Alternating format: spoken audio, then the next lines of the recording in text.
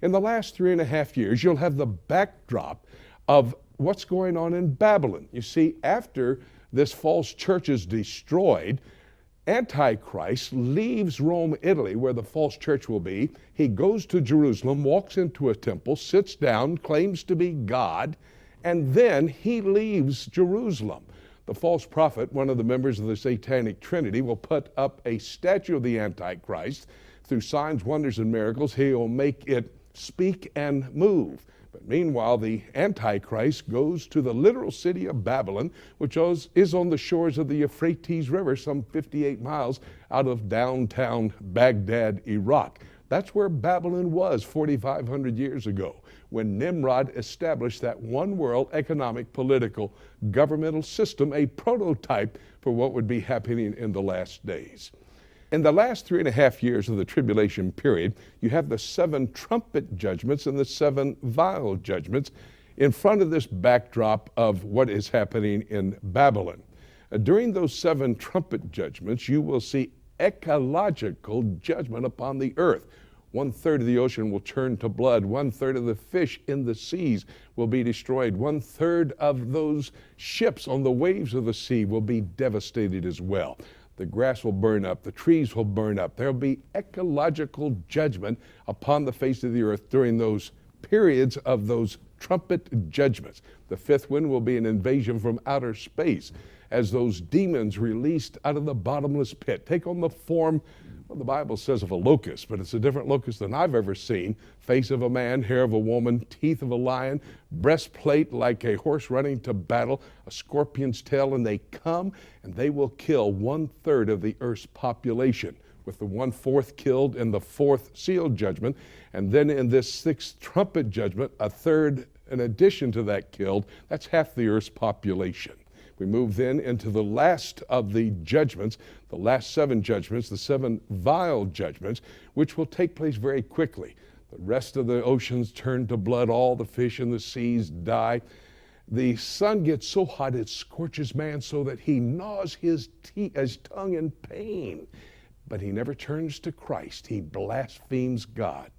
In chapter 16 and verse 12, we see the river Euphrates dry up. That's the border between the Middle East and the Far East, making way for the kings of the East to come in. We're talking about China and India, which makes up almost half the population of the world even today. Well, that will be followed by the destruction of Babylon, literal Babylon.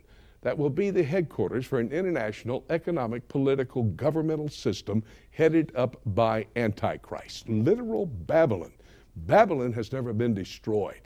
Babylon, the empire, was destroyed. Babylon, the city, has never been destroyed. Isaiah 13 and 14, Jeremiah 50 and 51, the book of Revelation, chapter 18 and verses 10, 17, and 19 says, in 1 hour, that great city, the city of Babylon, that international economic, political, governmental headquarters will be wiped out. And then Jesus Christ will step back on the earth. Zechariah 14 and verse 4 says Jesus Christ comes back to the Mount of Olives in the city of Jerusalem. At that time, all the armies of the world, Zechariah 14:2, will have gathered at Jerusalem. The book of Revelation, chapter 16, verses 13 to 16, says that the Satanic Trinity, Satan, Antichrist, and the false prophet, will use signs, wonders, and miracles to gather all the armies of the world into Jerusalem, basically for the beginning of the campaign of Armageddon. Not necessarily the battle, but the campaign. Jesus Christ will build his temple. Ezekiel 40 to 46 talks about the Messiah's temple that will stand on the Temple Mount during the millennial kingdom. Meanwhile, all the armies of the world will go to the Jezreel Valley, the valley of the mountains, up there where all the mountains surround this valley. Napoleon said that the Jezreel Valley is the most strategic battlefield in all the world. Well, they'll gather there. Jesus Christ will go up. They will die. He will walk down a valley of blood, which is spoken of in the book of Revelation, chapter 14, verses 19 and 20, and he will go all the way to Petra. Revelation chapter 12, verse 6 says, God has prepared a place to protect the Jewish people in the last 3.5 years. I believe that is Petra, and he will go there, gather the Jews in, bring them across the Jordan Valley, up the backside of the Mount of Olives, across the Kidron Valley, onto the Temple Mount, into the temple itself, and then establish his kingdom, a 1,000-year millennial kingdom.